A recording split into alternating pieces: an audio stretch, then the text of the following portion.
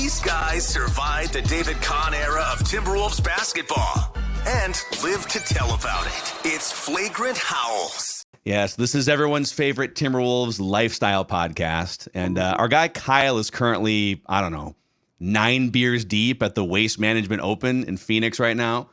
But we do have Jim Petersen, who is the star of this show anyways, whenever he comes on trade deadline day. Jim Pete. What up? Is Kyle, have you seen those videos of guys at the Waste Management who are completely wasted, stumbling around, falling over? You think Kyle's like that? I think not only do I think he's like that. Have you seen the videos when they open the gates at like 5, 6 o'clock in the morning? And it's become now a tradition where people line up. It looks like the start of the New York City Marathon or something. And security has those crowd control gates, and they pull the gates away and they hold everyone up and they like blow a whistle, and then people sprint from the entrance of the golf course to go get their spot on the 16th green or in the 16th. I think he was probably there at 6 o'clock in the morning, sprinting to the 16th. We almost need him to do a call-in or something. I needed a report. Like, I would love to see where he's at right now. Wouldn't you? I would love to see where he's at. Here's a. I'm actually gonna send him the link. I'm literally gonna send him the link, and if he can join us even for like 30 drunken seconds to give his take. I know he likes the Monte Morris trade, so we know that. And it's also a tradition. Whenever the Wolves make a big trade, Kyle is always on a plane. So I think it was Shams who reported it first yesterday. I sent him the link on our text thread, and he responds with a photo of him stepping onto a Delta plane, just like tradition. The Rudy Gobert trade on a plane. I think the D'Lo trade on a plane. Right. So if you want to trade someone, put Kyle on a plane. And so, let's start with NBA trade deadline day here, Jim Pete, and just across the league. By the way, before we get into Monte Morris, I'm just trying to gather as many of these as possible down to the wire. So the Thunder traded for Gordon Hayward today. Pat Bev to the Bucks. Yeah. It'll be a fun one. Saw that. Pistons just released Killian Hayes, the former number 7 overall pick, because they couldn't find a trade partner. I wanted Doug McDermott in the buyout market, but the Pacers went and just traded for him about 10 minutes ago. And then the Suns got Royce O'Neal, who was another one that just a good 3-point shooting wing player.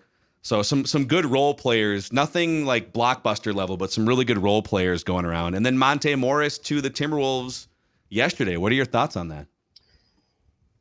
Well, first of all, let me add, the Knicks won the day. I mean, the Knicks won the trade deadline.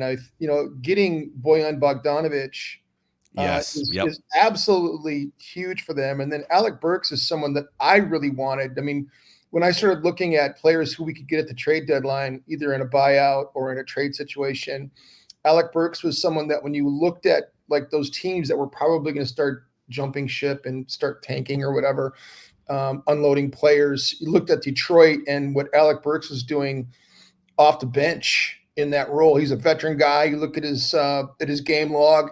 It was very productive and exactly what Minnesota needed, a 3-point shooter. The Wolves really needed shooting and scoring off the bench. Yes. Kyle's inability to put the ball in the hoop this year has really hurt. As much as he saved the Wolves season last year, not having him, contribute those 8 to 10 points to 12 points a game has really hurt. And so it puts so much pressure on Nas to get it done and for Nas as well. Those two have to score now. And if they don't score, it really hurts Minnesota's production. So getting someone like you mentioned, Doug McDermott, I mean, he was another guy that you're kind of like earmarking in a buyout market because the Wolves probably had, prorated veteran minimum, whatever. So, you could have, you're still $1 million under the cap right now or under the luxury tax. So they could have gotten someone like him. I think, reports were that he actually wanted to come to Minnesota. But the other need was to get a backup point guard in case something happened to Mike. Right. So, yep. So, I mean, I just think it's a really, really nice deal for Minnesota. I think Monte Morris is someone that I've kind of followed a bunch just because he played at Iowa State and was recruited by Fred Hoiberg. And, Freddie had all those great teams at Iowa State and Monte was there with Fred for 2 years. And he's also a Flint guy. My relationship with Trent Tucker, being from Flint, Michigan, all those great players that came from that city.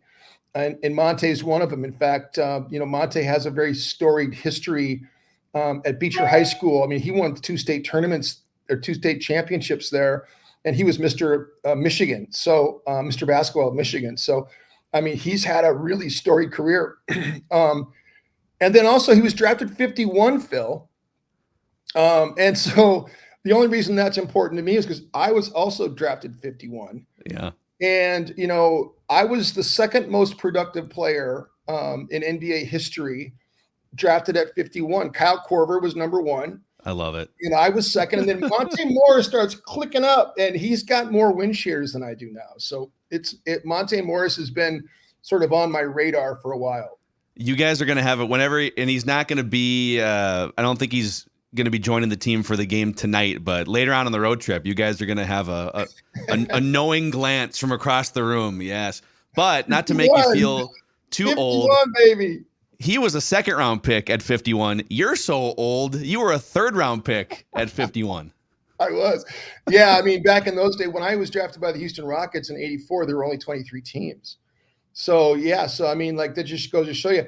And, Basketball Reference is such a great resource. And so when you can click on any draft year, and then if you go into the pick, you can click on the pick and you can see all who was drafted at that slot. And so there were only been 30 guys. And I don't know how far back the history goes back in the draft. It for sure goes back to 1975.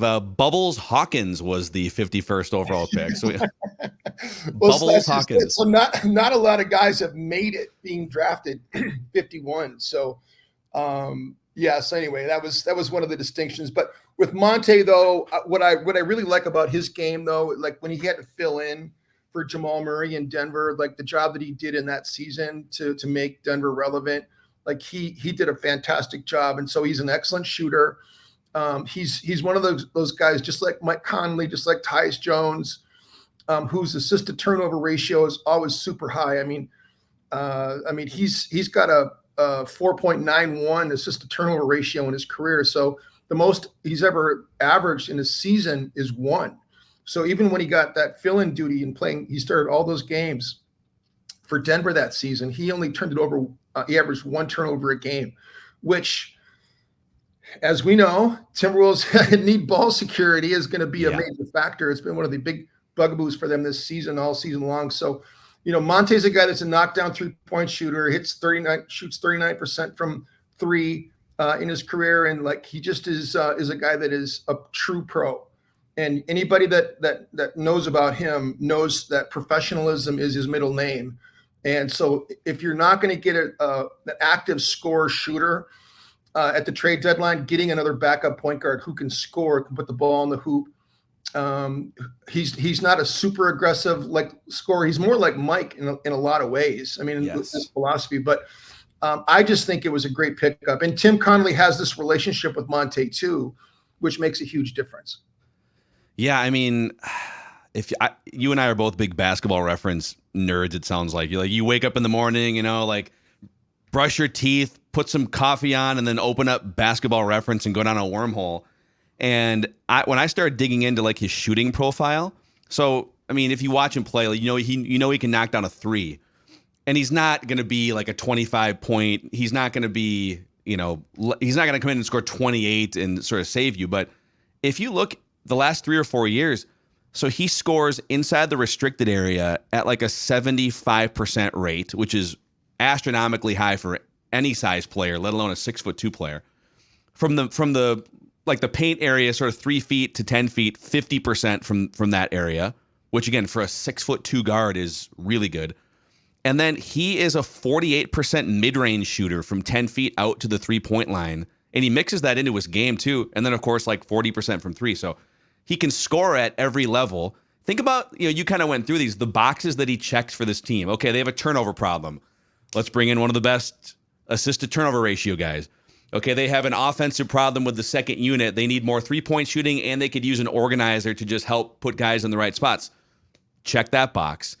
if you look at his career foul numbers, he doesn't get handsy, he doesn't hack, he doesn't foul. So he does check a lot of these boxes, and you do it without giving up one of your current rotation players too.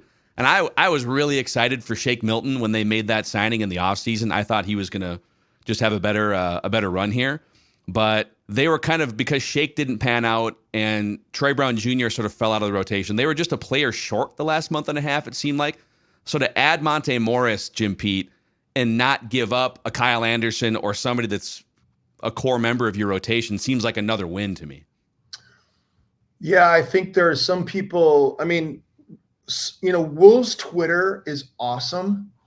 And I've been entertained by Wolves Twitter for a long time. But sometimes they can be kind of negative. As you know. Kind of? And so, all the calls for whether it's, Chris Finch being fired when the Wolves lose some close games, or Kyle Anderson to be dealt on trade deadline day. I get it, because it's been an issue with Kyle. He's not been the same player since he got the eye injury in Denver last year. He's not been the same guy, but I got so much love for that dude and what he does for this team that's both seen and unseen from a leadership standpoint. He's a lot of times the regulator. He's the guy that is the vocal leader. And so he's a guy that's able to do it on the court and in the locker room, and then also off the floor, like connect with guys and stuff. And, Mike does that on a one-on-one basis. But those two guys, Mike Conley and Kyle Anderson, I just think that Kyle's got a lot of value. And so, I think that there was some that wanted to maybe see if there was something for Slow-Mo, but I think that just the matchups that he brings to the table in terms of his matchup with Luka, his matchup with Kawhi, his matchup with Zion, KD, LeBron, like all the guys that he can guard, I think that that's a huge plus for Minnesota. They're going to need guys. They're going to need stops. And yes, while he struggled offensively, and we know the numbers about, how inefficient he's been and what it means to Minnesota's offense, defensively and leadership-wise, he's kind of a touchstone for Minnesota, and I'm glad he's still on our roster. I'm sure you heard this. It was the TNT game a couple weeks ago, and Anthony Edwards went on the post game with Ernie and Shaq and Kenny and Chuck, and one of them said, hey, when he had like 2 points or 4 points in the first half, and then he exploded in the second half, and they came back and won the game. And one of the guys said, hey, man, like you only had 4 points at halftime. When you go into the locker room, you're way more talented than to have 4 points at halftime. Like, does anyone get into you? Do any of your teammates kind of get on you? And he instantly said, Kyle Anderson. He goes, Slow-Mo's the one that. So I'm with you. I think in the short term, yeah, like don't pick up a technical in a close game, which was kind of ticky-tack anyways. It'd be nice if the 3-point shooting was at least on the level that it was last year for him. But I'd love to see this play out with Kyle Anderson, because I think he's going to find a way to be valuable, especially in a playoff series where you're gonna need some versatility and some savviness, and you're going to need half-court defense and all those things. So I'm still team Kyle Anderson. Sounds like you are too. I am for sure. I mean, like, plus he's got a great nickname. It's like Slow-Mo, man. You need guys. You just need guys like Kyle. So he's the guy that players trust. He's a guy that coaches trust. And I think that there's going to be a game or two in the playoffs that he's going to help Minnesota win. Yes.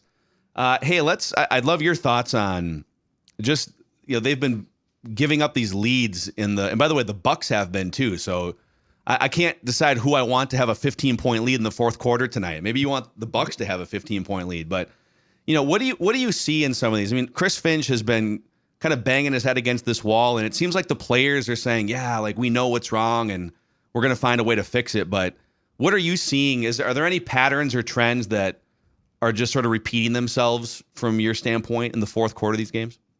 Well, so, I mean, the games that I'm thinking about, obviously this happened early on in the season. In the third game of the season, we lost to the Atlanta Hawks. I mean, we were up 19 at the half and we were up 21 was the biggest lead. And, the ones recently are the ones that, are more memorable. I mean, being up 18 against Charlotte, against 15 at San Antonio. And then like you think about being up 23 in the third quarter against Chicago.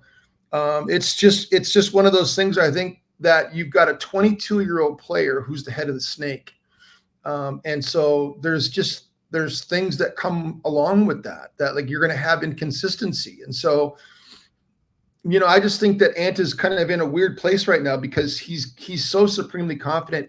And let me tell you, like we were sitting courtside there in Chicago, Phil, and like you can tell when Ant is like super laser focused, and he came out in that first quarter and was just gangbusters. He had a different kind of energy. And Michael and I were talking about this during the game. It was like, I think playing in Chicago in that building, playing in United Center. Wow. And people have compared Ant to Jordan. We were kind of just joking around, and we didn't want to get into that maybe too soon because, you just never know what's going to happen. But Ant was on it. I mean, he was incredible. And he had a play, and I forget what quarter it was, might have been the second quarter, where he's being closely defended by Torrey Craig. And he catching the basketball was hard. Clearing himself from Torrey Craig, he had to dribble out towards center court, towards the timeline. And he dribbled out to center court, and he had to square back up again. And what he did to drain his three was just so physically impressive. It happened right in front of us too. And so it made it even more impressive. And so you've got this 22-year-old kid who can physically kind of do anything, can kind of score at will.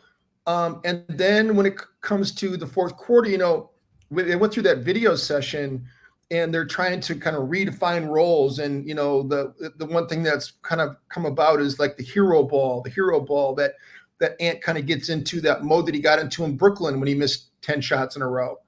And it looks awful where other people aren't involved. Well, I think he's kind of caught in between right now, where he's kind of caught in between, do I get my own offense or am I trying to get other people on? And you're sort of in this sort of in-between ground that kind of like is hard. So yeah. I feel like he was trying to get other people on against Chicago, but the unraveling happened in the third quarter. So like, you got this big lead, and all of a sudden they go on a 10-0 run, and they turn your 23-point lead to a 13-point lead. And then they cut it under double digits. And then you're going through a here we go again kind of situation. So, it's staying focused. It's having a 22-year-old kind of lead your team.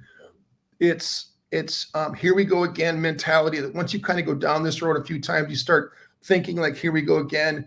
But what's really puzzling is that Minnesota's defense just completely went out the window against Chicago. And if you look at all these games, I mean, like the reason why Minnesota lost was different, like in all of them. But in that one, I mean, the defense just completely left them because they scored enough points. They just needed to get some stops, and they couldn't do that. So, if you're Chris Finch, it's better to have these things happen now versus late in the season or in the playoffs.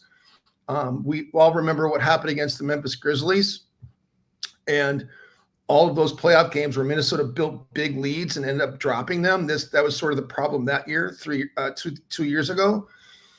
But I just think that Ant's going to get better. He's going to figure it out.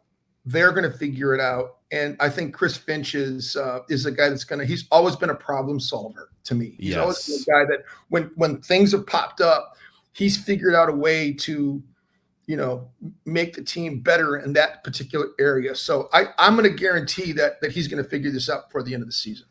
You said a couple minutes ago, you referenced, playing in that building, and there have been, there's been people comparing Anthony Edwards to Michael Jordan's game, and you see some of the videos on social media where you'll see him doing the same shake and bake, the mid-range game now that Anthony Edwards has. But then there've even been people that are like, Photoshop his hair being gone, and like they physically kind of look the same facially. And I've gone back and forth being really excited about that comparison, because I do think if given, he's probably 4 years away from even entering his basketball prime. A lot of guys don't really peak until they're like 26, 27, then they get into a 5-year window. So like, what could he become in the next 4 or 5 years? But also Michael Jordan is the one name in basketball history that's just sort of untouchable and unfair to even make a comparison to. But then this morning, I don't know if you saw this, the latest high-profile relevant person to make the comparison was Kevin Garnett on his podcast. He said Anthony Edwards is 1984-85 Michael Jordan, where he's out there, he's trying to figure out what he can do against the league. Now, Jordan obviously played 3 years of college, so he didn't enter the league until he was 21. But we got KG now comparing Anthony Edwards to the 21, 22-year-old version of Michael Jordan. How do those comparisons land with you? Does it mean you played against Michael in that era, so you can speak to it much more than most people can? Yeah, I kind of, Michael Jordan is obviously, the stories, everybody's heard them. Bobby Knight kind of said it early on. When Bobby Knight had Michael Jordan in the Olympic trials, and when they won the gold medal in 1984 in Los Angeles, Jordan was still in college at that point, hadn't been drafted. Well, he'd been drafted because it was 84. He'd been drafted by the Bulls, but or was going to be. But the stories of Jordan, his competitive flair are historic. But Anthony Edwards is pretty competitive by all accounts too, and you could see him play. Like he gets that look in his eye, and the determination is there. So I think that Jordan's ability to close games and the way that he was able to just dominate every single quarter, and the way that he was able to win. That's the main thing, is the winning. But I think that that's where Anthony Edwards is gonna get better. His lore is gonna grow because he's gonna make Minnesota a winner. And I just think that you see a lot of parallels. I don't know. I'm a fan, and so I'm always an optimist. So like when I hear people comparing him to Michael Jordan, I'm like, okay. You can definitely see it, and you hope that that's what happens. That's what I hope for Minnesota fans. I hope that he becomes, even if he becomes, 2/3 of what Michael Jordan was. That would be amazing for Wolves fans. Yeah. What's funny is, I feel like in LeBron's been a victim of this, is we set these bars for players, and it's happening kind of with Patrick Mahomes now too, where, is he Tom Brady? And no, let's use Tom Brady as a bar to penalize Patrick Mahomes. And like LeBron James' biggest crime in his career is that he might not quite be Michael Jordan. He didn't quite, right? So I want to be careful about setting a bar too high, but he's 22 years old, and he's already look at his playoff performances already too, and some of the little leadership things that you see from him, pumping the tires of his teammates, and it's gonna be a lot of fun the next 5 or 6 years. Dwayne Wade came out too, so that's another one. He's like a better shooting Dwayne Wade right now. It's kind of crazy though, and Ant is not really wired up this way, because like Jordan was a guy that was super hard on his teammates.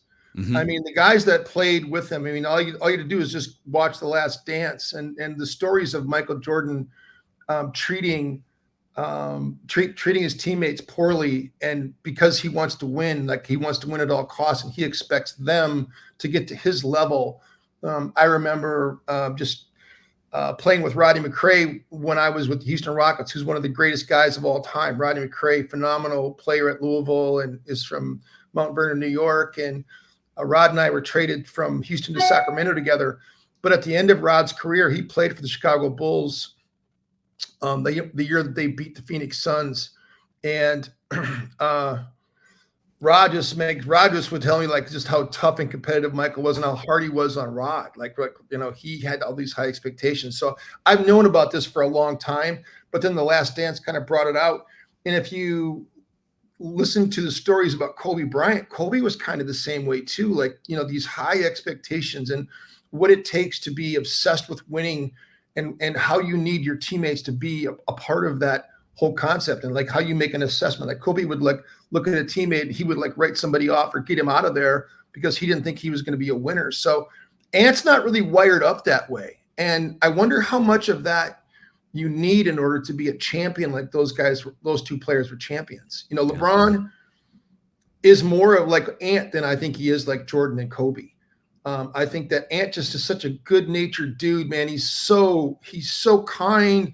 and he's so funny and he's so complimentary of his teammates.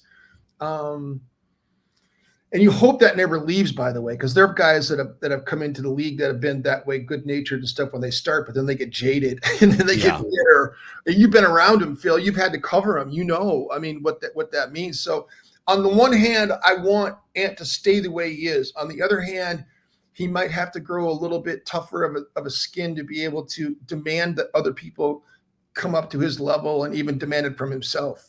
Yeah. Well, Jim, we got about 5 minutes left in the show here, and I do have one more basketball-related question for you, but let's pause the basketball talk and get a golf update from Phoenix here from our guy Kyle Theige at the Waste Management Open. It's this is great. Can you hear me? Yeah, we got you. Yeah. It is pouring rain in Scottsdale.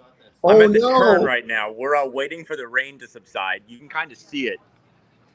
Oh, you're like in the pro shop right now? I'm just trying to stay warm, man. I'm like 4 hot toddies in. It's really cold. They paused the tournament today, the Waste Management, but we have 9 more holes left. So I just wanted to stop and say hi. Yeah. Hey, were you one of the? We saw the video of it was still dark out this morning, and like hundreds of people lined up to sprint from the starting gate to the 16th. Were you in the first row or like a little further back this morning at 6 a.m.? I was the guy in the wedding dress. If you saw that. That's what the we guy thought. That lost the fantasy football thing. Jim Pete picked you out. Yeah, he saw that. I was right next to him. So, yeah, Jim, this is not perfect golf weather, but next week it'll be better in Portland. So I'm looking forward to it. You know, I just was talking to Phil when we started this whole thing, and I was like, I would love to see Kyle, like what kind of shape he's in right now at the Waste Management. So how many beers have you had any beers today, bro? I've had one or two. Just trying to stay warm. It's so cool. It's like 50 degrees here. It's nasty, but it's supposed to be better tomorrow. So just call and say hi. Monte Morris, your thoughts in 30 to 60 seconds. I mean, it costs nothing to get him, right? I mean, I like Shake, I like Troy, but you know, not expiring contracts, but nothing. You didn't really have to do much financially. A 2nd round pick in 2030. Who knows if we'll be alive by then? But I'm excited to have a better backup point guard. I like Jordan McLaughlin, but I think Monte Morris and his ability to protect the basketball is going to be really big. So what did Jim think?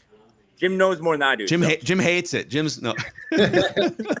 No, Kyle, I was telling Phil that I've been tracking Monte Morris for a long time because I was drafted in 1984, 51 by the Houston Rockets, which at that time was a 3rd round pick, but he was drafted 51 in 2017.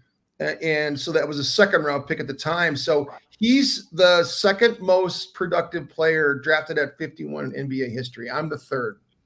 So can you name the first? At 51? I don't know. 2003. He went to Creighton. Kyle Korver? No. Yes. Yeah, dude. Really? Kyle Korver. Wow. Let's okay. go. See? He's not only a couple beers in. He's still got his wits about him. No, I love the trade. I think that his relationship with Tim Connolly is huge. I think that he's going to be another Connolly type player, and that I think he's going to be great in the locker room. Guys are going to love him.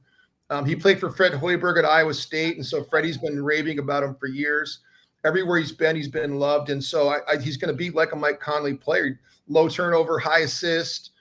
His assist to turnover ratio is 4.91 or whatever. Like he's had a really nice career so far. So I'm psyched for Timberwolves fans. Well, good to see you guys. I'm going to try to get back out there in the elements and make you proud. But Jim, good to see you. See you next week. And Phil, as always, good to see you. All right, brother. See you, Kyle. There he is. There's your Waste Management Open. Okay, yeah. Yes. We should have played the Masters music behind him while he gave us the golf update. That was great. So are we our pre-show prep that we haven't brought to the show yet? We should to wrap the show here. Are we saying that Monte Morris at the deadline has potential to be the 4th most impactful, based on our 30 seconds of research before we hit the mics here? Yeah. In terms of deadline deals, D'Lo was a deadline deal he was a deadline deal twice, but acquiring him to get the Wolves to that 40-win level. KG the 2nd time, more as like just a veteran influence. And then Tom Gugliotta, 1995. Yeah, Googs is probably the top one, right? Yeah. D'Lo, as much as you want to, like, D'Lo helped Minnesota get to where they needed to be in terms of getting back to the playoffs, and his shooting was a big part of that.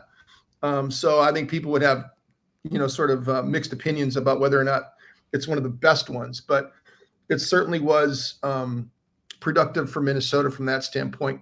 But then Monte, what's it going to lead to? You're going to have his bird rights, so that's going to be valuable. You could re-sign him, but Minnesota's cap situation is just got to be fixed first. There's a lot of bridges to cross before you get to re-signing Monte Morris or debating all of that.